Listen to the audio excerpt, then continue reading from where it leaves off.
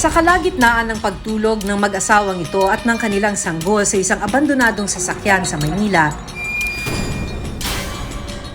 isang babae ang biglang sumalakay at habang himbing sa pagtulog ang mag-asawa, tinangay raw ng babae ang kanilang anak.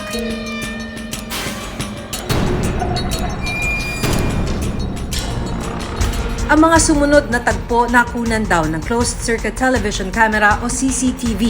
Sino ang babae at maibalik pa kaya ang sanggol ng mag-asawa?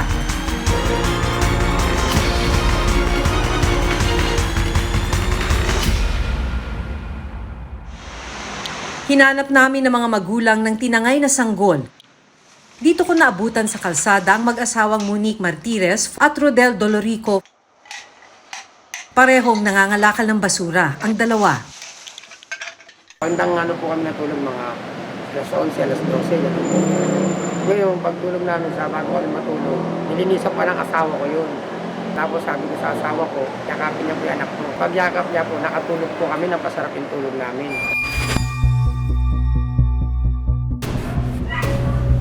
Uy, ang ating gumising ka lang si Baby Rosie. Ngayon, paggising po namin ng bandang mga 4:30, wala na po yung bata. Hinanap nila sa mga taong malapit sa lugar ang sanggol, pero bigo sila. Pumunta kagad kami ng police station, nasabi ko na po kami barangay. Pinapansin ba kayo, no? Yung iba po, pinapansin, yung iba po, hindi po, ma'am. Minsan, tinatalikuran, masakit din po. Masakit. Sabi nga, Tapos, binenta ko daw anak ko kasi wala daw kami kayan sa anak namin. Hanggang sa naisip ng barangay na silipin ang kopya ng CCTV sa lugar malapit kina Monique. At nang balikan ng oras at araw kung kailan nawala ang bata, isang babae ang nahagip ng kamera. Alas 4 ng madaling araw ng May 28, 2022, nakitang tumawid ang babae sa isang kalsada sa Maynila. Sunod na pumasok ang babae sa isang eskinita malapit kung saan natutulog sina Monique. Makalipas lang ang higit 1 minuto, makikitang patawid na ulit siya ng kalsada. Pero sa pagkakataong ito, bitbit niya ang sanggol.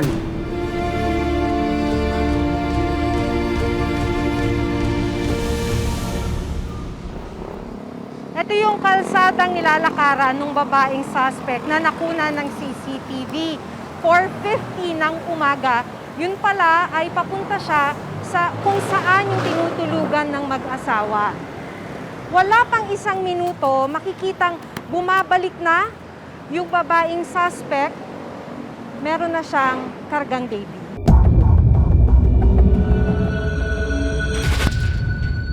Kilala niyo ba? Nakilala niyo na dati kung sino yung kumuha sa anak ko? Tinutuloy ko po. Pinasilong ng asawa ko dahil umuulan. Umulan po. Ngayon, Ko naman po akalain ganun gagawin niya po eh. tapos hanggang sa lumapit sa bata, ilalaro niya po. Biglang umiyak yung bata. Pero hindi naman din po namin alam na intention niya na po yung mga ilang araw po, nakukuhanin niya po yung bata. Sino nga ba ang babae sa video? Maibalik pa kaya sa mag-asawa ang kanilang anak? Dati raw ay nakatira sila sa tatay ni Rodel pero nagdesisyon ng dalawa na humiwalay. Pero dahil walang pera para mangupahan, nakiusap sila sa isang may-ari ng multicab na doon muna sila matulog. Sa pangalawang araw ng pagkawala ni Baby Romnick, naisipan ng isa sa mga pulis sa Maynila na mag-post sa social media tungkol sa nawawalang sanggol ni Monique. Hanggang sa makarating ito sa mga opisyal ng Barangay 120 ng Caloocan City. Isang minor de edad daw kasi ang nakapagtatakang may bitbit na sanggol sa kanilang lugar. Bali po nung May 28, may tumawag po sa amin naming mga residente na meron pong mag-ina daw na nakikisilong dun sa multipurpose namin. Nag-post po ako sa FB, baka may nakakakilala dun sa tao, pero umabot na po ng 8 p.m., wala pong nakakakilala. Nung time na mga bandang alas 9, nag-video call yung nanay, mismo nung minor de edad, na hindi kanila yung baby at hindi niya anak. Nang makumpirmang hindi sa menor de edad na itatago namin sa pangalang Esther ang bata, nagpasya ang barangay na dalhin ng sanggol sa isang shelter. Monday po, nagpunta na kami ng CSWD para isurrender si baby. Yun naman po nai-process po kagad. Nung time na malapit na kami sa pagdadala namin shelter, tumawag nga si Kap na may naghahabol na nanay na nagpapakilala po na sila yung nanay. Posibleng si Esther nga kaya ang babae sa video na kumuha kay Baby Romnick sa Maynila. Agad nagpunta sina Monique at Rodel sa Caloocan nang mabalitaan na may batang dinala ang isang menor de edad. Pagdating po namin doon, idinala na rin po sa DSWD. Ngayon, ang nangyari po, ginawa po, sinamahan po kami na para makita yung anak namin. Pinahawak naman po yung anak namin. Dito iginiit ni na Rodel at Monique na ang sanggol sa Caloocan City ay ang nawawala nilang anak. Naibalik ang damit ng sanggol kina Monique, pero hindi ang pinaniniwala ang anak nila.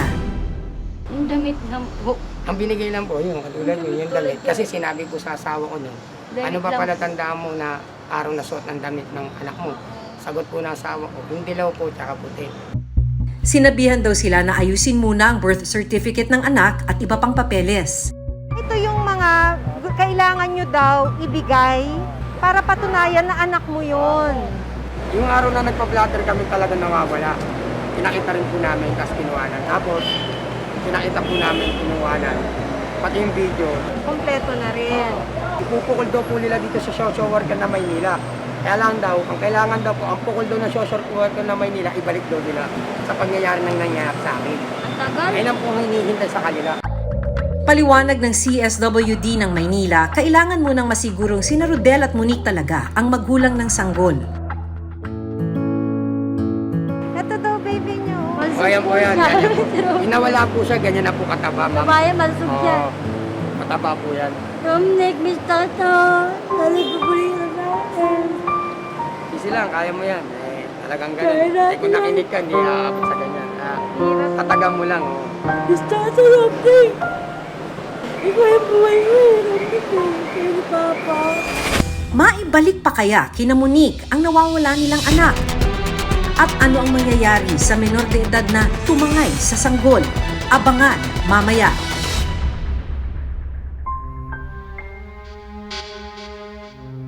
Noong May 27 naman, ang nakuna ng CCTV ay isang babaeng iniwan ang isang sanggol sa gilid ng kalsada sa Barangay Bangkal, Makati.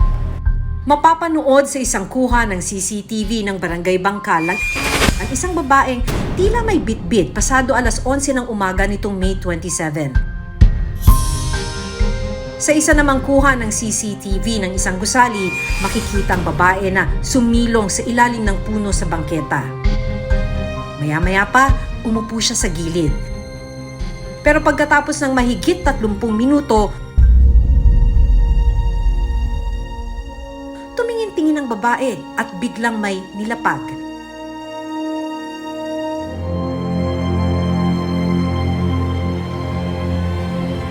Pagkatapos ay naglakad siya paalis. Nahagip siya ng CCTV nang sumakay ng isang jeep.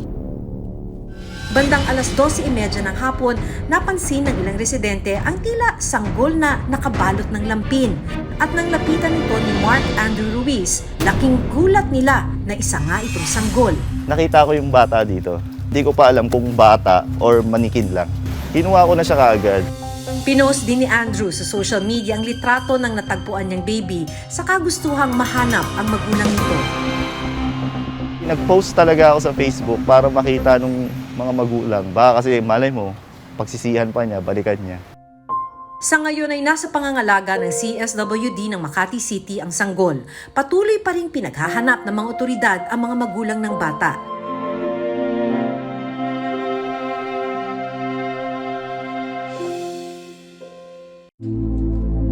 Sa Coronadal City naman, hindi sa kalye, kundi sa loob ng libingan ng mga patay, iniwan ng isang buhay na sanggol. Ang bata, tila kapapanganak lang. Isang lalaking naglilinis sa puntod ang nakarinig daw sa iyak ng sanggol. At nang hinanap ito, dito na niya nakita ang bata. Agad daw niya itong kinuha at inuwi. Sa videong ito makikita ang asawa ng lalaki habang bitbit ang sanggol na napulot sa sementeryo. Dinala sa pagamutan ang lalaking sanggol. Iniimbestigahan pa ng mga otoridad kung sino ang nag-abandona sa kanya.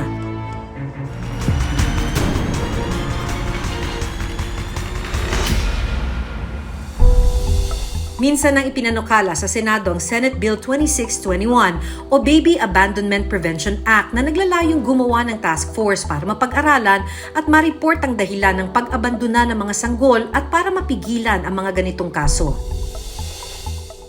Ipinanukala rin ng Senate Bill 1021 o Trust Fund for the Abandoned, Neglected or Voluntarily Committed Child na layo namang magbigay ng pinansyal na tulong sa lahat ng mga inabandonang bata na magagamit nila sa kanilang paglaki. Parehong nakabinbin ang dalawang panukala. Unang-una, para dito sa ating mga nanay na hindi handa, nagbibigay ng counseling ang ating mga social workers. Madami din tayong mga child caring agencies, child placing agencies na nagbibigay din ng counseling. In-encourage natin yung mga nanay na instead of them abandoning their child, iwanan sa kanila yung mga bata. Kung ang aspeto lang ng kanilang takot ay yung wala silang kapasidad para buhayin, o pwede natin silang i-enroll sa iba't ibang programa ng DSWD. Meron naman tayo diyang mga financial help. Ayon sa UNICEF, nasa 1.8 milyong mga kabataan ang may tuturing na inabandona at napabayaan. Ilan sa mga pangunahing dahilan ay armed conflict, natural disaster at matinding kahirapan. Samantala, sa pagpapatuloy ng kaso ng nawawalang anak ni Monique at Rodel, nitong Miyerkules nag-usap-usap ang social welfare officers ng Caloocan City at Manila. Napagdesisyonan ng CSWD na manatili muna sa shelter sa Caloocan ang sanggol. Ang bait-bait naman yung botsyok na yan eh. The best recommendations po talaga ni Manila para po ma-proof is DNA testing po. Ang ano po natin, case management po siya ni Caloocan na maghanap po ng sponsor para po doon sa DNA testing. Kung mapatunayan man po na sila yung magulang o hindi, dahil case sila ng Manila, homeless case po, kailangan po natin matulungan din po sila sa mapabuti po yung buhay nila. Romnick, Miss Tata, nalipabuli ka natin. Sundan ang kanilang kwento sa mga susunod na linggo. Bawal sa batas ang manguha, mag-abandona at magpabaya ng isang sanggol.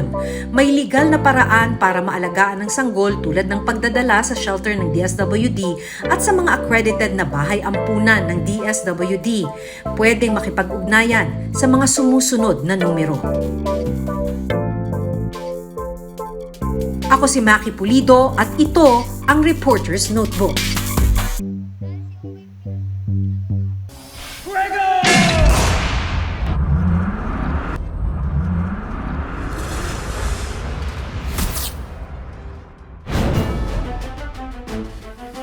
Ngayong araw ng kalayaan, sariwain natin ang kanilang kabayanihan sa pamamagitan ng pagkaing bumusog sa kanila at baon nila sa kanilang laban.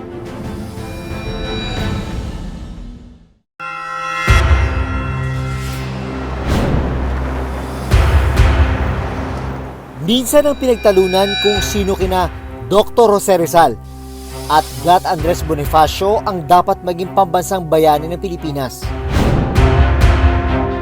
Bagamat kinikilala si Rizal bilang national hero, wala pang proklamasyon o batas na nagawa para gawin itong opisyal.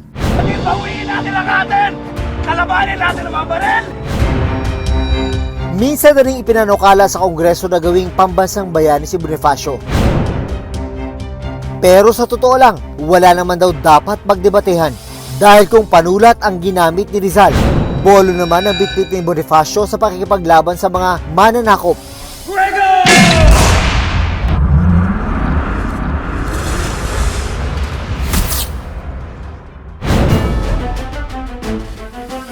At ngayong araw ng kalayaan, sariwain natin ang kanilang kabayanihan.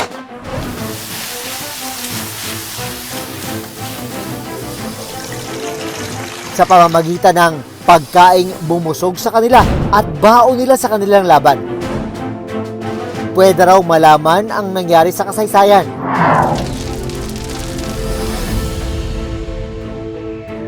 sa pamamagitan ng pagkain.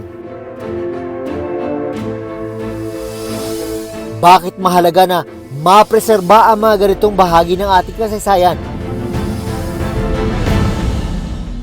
Mga kapatid, sukdulan ng kalupitan ng mga dayuhang Kastila. Sa kanilang pagpupulong sa Katipunan, isa raw sa paboritong inihahanda ni Andres Bonifacio ang lechon manok sa saha o lechon manok na ibinalot sa saha ng saging bago ihawin. Pero may bagong twist daw ang culinary expert at food historian na si Lilian Borromeo sa pagkain ito. Dito po ba? Paano niyo po ba ginagawa yan? Ang lumang uso, gumagamit tayo ng ito, sabak sa amin. Saha po sa Tagalog. Saha, oo. Paano yun? Ibabalot siya ng dahon ng saging. Tapos, parang steam din siya. Iluluto sa kaldero. Tatakpan siya. Nalalagay yung mga ingredients na yan. After 2 hours ton, luto na siya. Ang manok, nilagyan ng asin. Ipinasok na rin sa loob ng manok ang mga rikado tulad ng tanlad, bawang at sibuyas. Pwede rin kamyas, pwede rin sampalok. Ano yung available mong gawin? Pwede rin. Nasa sariling diskarte po ng nagluluto kung paano pa niya iibahin yung timpla. Kapag nailagay na ang mga sangkap, pwede na itong ibalot sa dahon at saha ng saging. Ayon sa ilang eksperto, may dalawang dahilan daw kung bakit ibinabalot nila sa saha ng manok ang kanilang lulutuin. Una ay wala silang masyadong kagamitan sa pagluluto, kaya ang saha ang nagiging lutuan ng manok. Pangalawa ay para raw hindi makita ang usok sa pagluluto at hindi raw sila mahanap ng kalaban. Ang dahon kasi madaling masunog. Ang saha makapal, saka moist. Moist yan kasi parang spongy. Natural, pag nag-ihaw ka kahit na anong karne, may drippings. That dripping, pag tumama dun sa coal o kahit na anong baga, pag uusok, pwede silang matutok ng kung sino man ang humahabol o humahanap sa kanila. Kaya nila ilalagay sa dahon ng saha para yung drippings maipon. At pagkatapos ng 1.5 oras ng pag-iihaw, pwede nang batikman ang lechong naging bahagi ng himagsikan. Kailangan may kanin ka dyan. Ano mo ba? Oh. Yan, oh. Iba nga po ang lasa ng Harap. nakapalibot yung saha ng saging. Iba nga mo eh, sarap eh. Oo. Kanin nga ito. Pangkanin. Ilagay natin kanina. Kahit ito na sausawan. Pwede na ho, ano? Parang na-imagine ko si Bonifacio eh. Kumakain sila eh. Hindi na rin makapagsalita ang kamukha ko. Manyaman. Kapampangan yan. Sa Tagalog, masarap. Masarap. Manyaman. Si Aching Lilian, bubuo ng isang samahan para mapanatiling buhay ang paghahanda ng mga tradisyonal na pagkain katulad dito. Nagpunta rin kami sa grassroots. Inanap namin yung mga ganito. Research namin, tapos sinusulat. Kuha na kami, tinuturo namin ngayon sa mga bata. Kusunero at kusunera ang kapampangan. KKK. Bago po tayo magkanong araw siyang lahat, ang iluto natin ngayon ay lechong manok sa ng saging. At hindi rin nagpapahuli ang ilang vlogger sa kanilang bersyon ng lechon manok sa saha. Paborito ng pagkain ang ating bayani na si Gat Andres Bonifacio.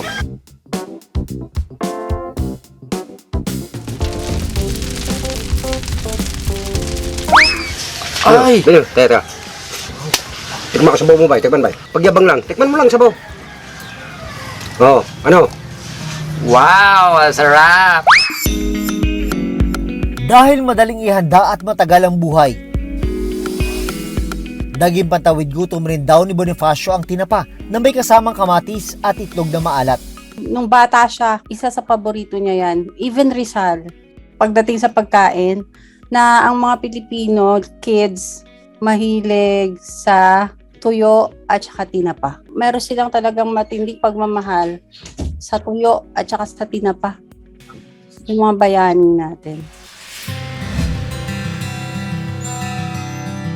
Sa kanto ng Kalye Juan Luna at Kalye San Fernando sa Binondo, kapansin-pansin ang lumang gusaling ito. Abandonado at sira na ang ilang parte nito. Pero alam nyo ba na dati pala itong pansiteria? At ang kainang ito na kilala sa tawag na Pansiteria Macanista de Buen Gusto, nabanggit sa nobelang El Filibusterismo ni Rizal. Pero ang makasaysayang pansiteria na itinayo noong 1800s tila napabayaan. Taong 2017, nasunog ang ilang parte ng gusali dahil sa kandilang naiwan dito ng ilang tambay. Ang National Historical Commission of the Philippines pinag-aaralan pa kung ano ang pwedeng gawin sa gusali. Lumalabas na hindi kasi ito deklaradong National Heritage. Napakahalaga niya dahil ito merong tangible na structure, na site, na nababasa natin mula high school, Pansiteria Macanista, pero kapag ikaw ay pumunta ng Binondo, makikita mo na nandun pa rin yung struktura na yun. Kung ang kainang ito tila unti-unti nang naglalaho. Ang mga pagkaing nabanggit na inihain dito tulad ng pansit lang, matitikman pa rin hanggang sa ngayon. Ang pansit lang na nabanggit sa El Filibusterismo, hinahain hanggang sa ngayon sa kainang ito. Itinayo ang restaurant ng food historian na si Chef Christopher Carangyan kasama ang kanyang mga kaibigan. Bahagi rin siya ng culinary generals na nagsasaliksik sa mga kasaysayan ng pagkaing Pinoy. Ang pansit lang ay pinaniniwalaan na isa sa mga paboritong pagkain ng Rizal. Dahil nabanggit ito ng kanyang kapatid na si Narcisa at minention ito sa El Filibusterismo. Kaya ang original na pansit lang dapat merong sabaw at present doon lahat ng mga minention o binanggit sa El Filibusterismo katulad ng tiniping itlog, hipon, manok, kabute. Dapat ang ginagamit nating noodles doon ay sotanghon. Yun yung original na pansit lang. Ang pansit lang, madali lang naman daw iluto ayon kay Chef Christopher.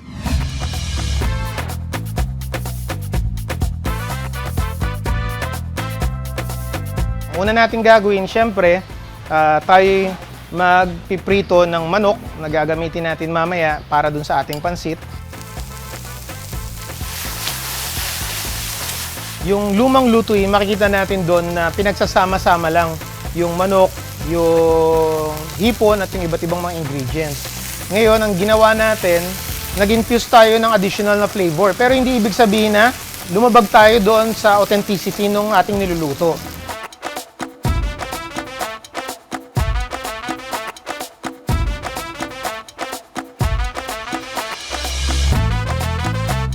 Susunod, ang pinaka-importante sa lahat, syempre, sinasabi ni Rizal na ito raw ang pinakamabuting sabaw or pinakamainam na sopas. Ilalagay na natin yung ating chicken stock na meron ding konting flavors ng ulo or ng mga katas ng hipon. Ito na ang ating makasaysayang pansit lang. Masarap? Susunod. Kung malalaman natin ano ba yung pinagmula ng ating mga pagkain, makakatulong to para patatagin yung kultura, yung tradisyon nating mga Pilipino at lalo na yung mga kusinero.